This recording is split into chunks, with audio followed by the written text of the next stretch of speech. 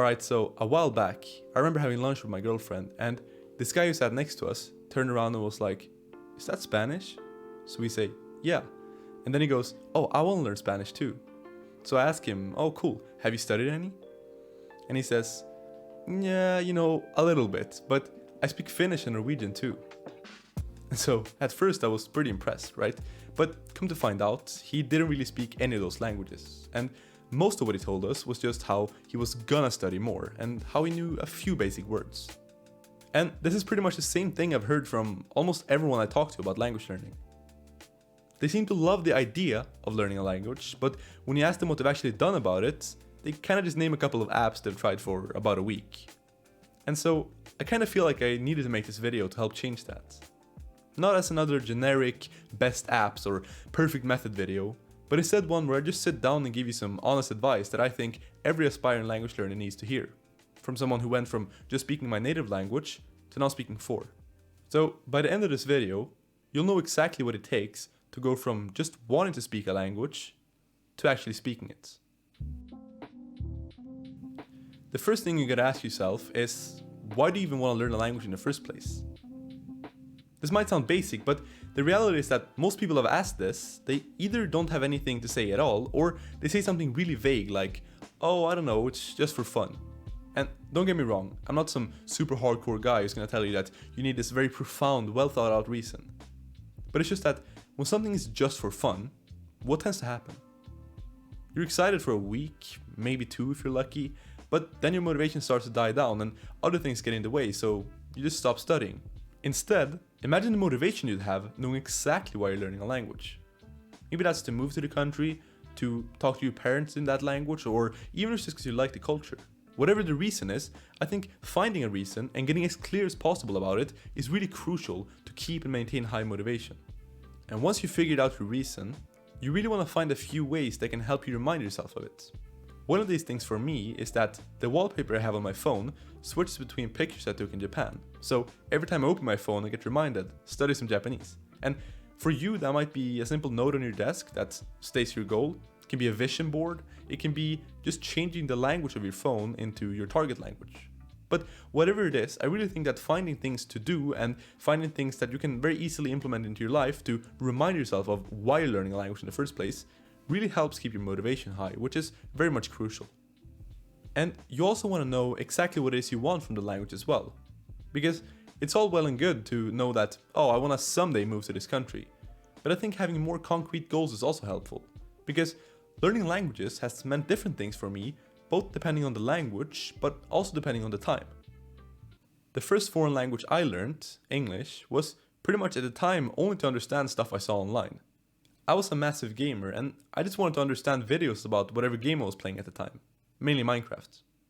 So when the thing I wanted to do the most required me to speak the language and also reminded me of it every single day, I kind of found myself learning the language without even thinking about it. Now, I bet all of you probably aren't Minecraft addicted 8-year-olds, but my point still stands, that the clearer you can get on what it is you want with language learning, and the more you can remind yourself of it, the less time you'll waste on things that aren't aligned to your goal. I said all that to say this. Everyone's definition of speaking a language is different. Some people want to be totally undistinguishable from native speakers, and others just want to order food at a Chinese restaurant. Both are totally valid. But that's also the reason why all of this is so important. There's tons of advice out there on how you should be doing stuff. But without even knowing what it is exactly that you want, it's going to be really hard to discern the good advice from bad advice and know exactly what it is that you should apply to your own goals and your plan.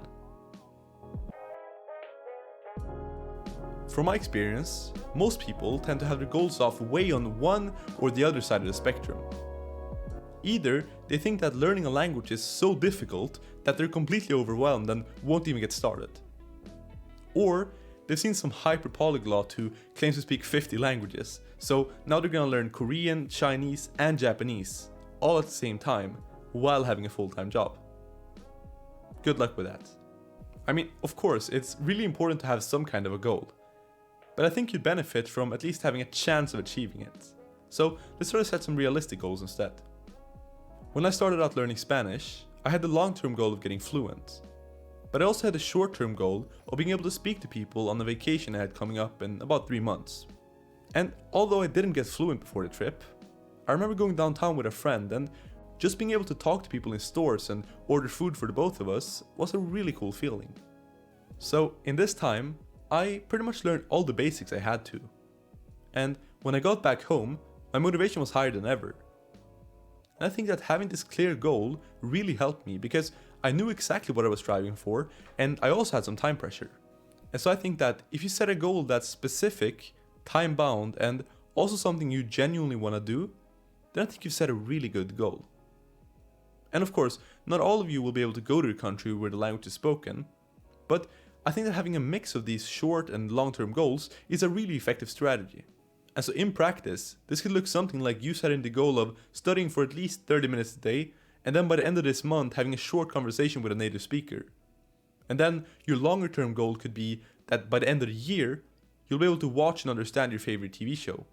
And so for a little action step, I wanted to come up with one short and one long-term goal, similar to the examples. If you have multiple languages you want to learn and multiple goals, then make separate ones for each language and then maybe some more general ones. I want you to write down what your goal is, so the kind of things you want to do in the language and the level you plan to get to, why that's your goal, in what time you want to accomplish it, and then with what methods you plan to use. If your goal is native-like fluency, having your entire routine be 15 minutes of grammar study each day probably won't cut it, both in terms of the method but also on the time front. So if you are that person with really ambitious goals, wanting to learn 20 languages to fluency or whatever it is, that's okay, but you can't at the same time expect never to miss an episode of Love Island or whatever new show there is, because if you do, then there might be a problem. And so to follow up on that note, I want you to define what kind of relationship you're looking for. I'm not talking about going down on one knee and proposing to the language you're learning, although you could do that, but instead, just try to define if you see language learning as something casual or a bit more serious. Because there's a very big difference between something you see as something purely casual that you spend time on whenever you feel like it, versus a more committed relationship where you know that upfront you've decided that you're going to put some effort in. I'm going to assume that if you're watching this video, you're at least semi-serious. So for you, maybe a good bare minimum commitment would be to spend at least 15 or 30 minutes a day if you want actual serious results. What this fundamentally comes down to is looking at your goals and then your lifestyle, and deciding whether you're going to be okay spending a bit less time watching TV or scrolling on your phone, even when you're not had the best day. Because language learning can be a big commitment. And it's good to have big goals. But if you don't want to change them, then that means your plan will have to. So ask yourself, what are you willing to sacrifice for learning a language? If you're okay with never scrolling on social media ever again, then maybe learning 3 languages at once could work for you. But let's be real here. Most of us are probably not on that level yet, and that's okay. All that means for us is that we're gonna have to look at our plan and not expect to start studying 5 hours a day from the get-go. By now, you're hopefully pretty clear on why you're learning a language, and you've set a few goals. But to make sure they don't just stay being goals, you gotta find a way to actually stay consistent with it and find a way to integrate language learning into your life, so you actually stick to it in the long term. There's this guy called Katsumoto who invented a method for learning Japanese that he called AJAT, all Japanese all the time. And the whole gist of the method was pretty much to do everything you could in Japanese. That was stuff from watching TV in the language to even using chopsticks for every meal. Is it extreme? Yeah, but people who went all in also saw extreme results.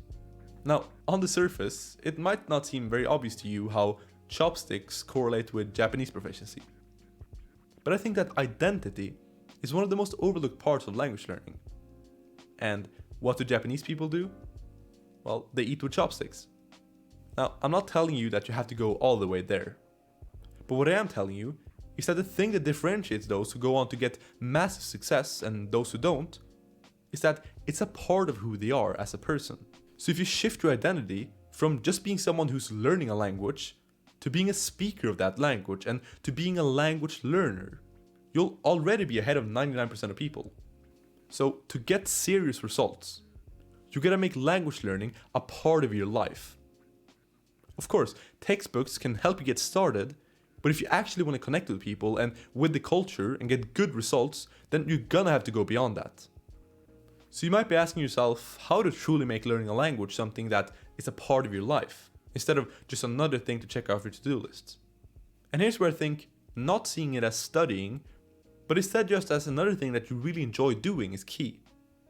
Because the more you enjoy something, the more often you want to do it and the more you'll learn. I think that school and traditional education has kind of tricked us into believing that everything has to be a chore where we sit down and really focus to try and understand stuff. And God forbid if you screw up and make a mistake, right? Then you get punished with bad grades. But when it comes to language learning, that's not really a recipe for good long-term results or enjoyment. So instead, try to find pre-existing interests that you have and sort of create these micro goals and habits that you can make out of them. For example, if you like playing video games, then why not just switch the language of your video game into the language you're learning and join a few online communities? And if you have some other hobby, whatever it is, maybe watch some videos about it or find other ways to combine that hobby with language learning. One of the coolest moments I've had thanks to language learning was on my Japan trip about a year and a half ago. At that time, I'd already been studying Japanese for around a year or so, and when I was in the beginning of my journey, I remember discovering Japanese rap, and there's one particular rapper called Jindog who became my favorite. And so one night in Japan, I was sitting in my hotel room and listening to his music. And the day after, which also happened to be my birthday, I was walking down the street in Shibuya when I walked past this guy who I thought I recognized. I turned around and thought, surely that can't be him, right? So I'm a little unsure at first, but I walk up to him and ask, "Hey, are you Jindog?" He turns around and is looking kind of confused, probably asking himself how this foreign kid knows his music. But he answers, "Yeah, you know me?" So I tell him that I like his music, and it turns out that this Japanese gangster rapper who I've been listening to for the past year was a pretty chill guy who just wished that I had a good rest of my trip. Now, I say this to show you that this is an example of a cool experience that you can have if you actually study a language in a way that goes beyond textbooks and apps, like most people would. Because if I just stuck to traditional study, this thing would have never happened. But when you really take your time to try and connect to the culture, you'll find that there are so many cool things to do and experiences to have that will just skyrocket your motivation. And you'll find yourself studying the language without even thinking about it. And so, as a little action step, I want you to look at your pre-existing hobbies and try to find ways to incorporate them into your language learning. Whether that's music, video games, anime, or even knitting, I think that whatever hobby you have, there are ways to leverage that for more language learning motivation and just more progress. Because now your goals will not only be about how much you can study from your textbook, but also about how much you can understand of your new favorite artist or your new favorite YouTuber. And if you want some more personalized advice and help on how you can take your language learning to the next level, I offer one-on-one coaching calls, so click the first link in the description if you're interested. But even with a strong why, clear goals, and a true identity of a language learner that keeps your motivation high, you might still not feel like you have enough time to learn. But what I'd say here is that you probably have more time than you think. So try to find small pockets in your day of free time that you can use to learn a language. Maybe you can listen to a podcast or audiobook when you're commuting, read something during your lunch break, watch a movie at night, or just spend your Saturday morning studying. It's all about not having this, "oh no, it's totally impossible, I don't have any time" kind of mindset, because that's really not going to get you anywhere. So try to find a few small habits and a few ways of making time, because it all adds up. But when you've made some time, you also gotta focus, avoid distractions, and do the things that actually matter. Most people will switch from one app to the other, from grammar video to grammar video, without ever really focusing on the main things that will get them to their goal. Don't worry about the new shiny object, but instead just set aside some time every single day to study without distractions. I found that just setting aside an hour or so every night for myself where I put my phone in another room and I decide that I'm gonna sit down to study has made it both a habit, which makes it easier to stick to, but I also don't get distracted and start doing something else in the middle of it. When it comes to stuff like this, I think that here's where traditional productivity wisdom really shines. So if you're struggling with distractions, turn off notifications and decide to put away some time when no one can disturb you to study. And if you're struggling with getting started, then try to have a routine that gets you in the mood and just tell yourself that you're going to study for at least 5 or 10 minutes, because usually when you get started, things tend to get a bit easier. Ultimately though, it's all about finding ways to make the process fun and being realistic about the progress you can make. I think that social media has kind of tricked us into believing that learning a language is a whole lot easier than it actually is. The reality is that high-level proficiency takes a lot of time, and speaking more than 10 languages is incredibly rare.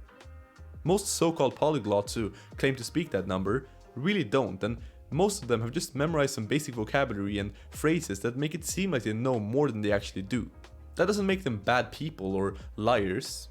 All that means is that having a short conversation on Omegle doesn't mean you're fluent, so don't imagine that all these people who speak a ton of languages are at very high levels of proficiency, because then you might think that it's possible to learn 10-20 languages in just a few years, which it really isn't.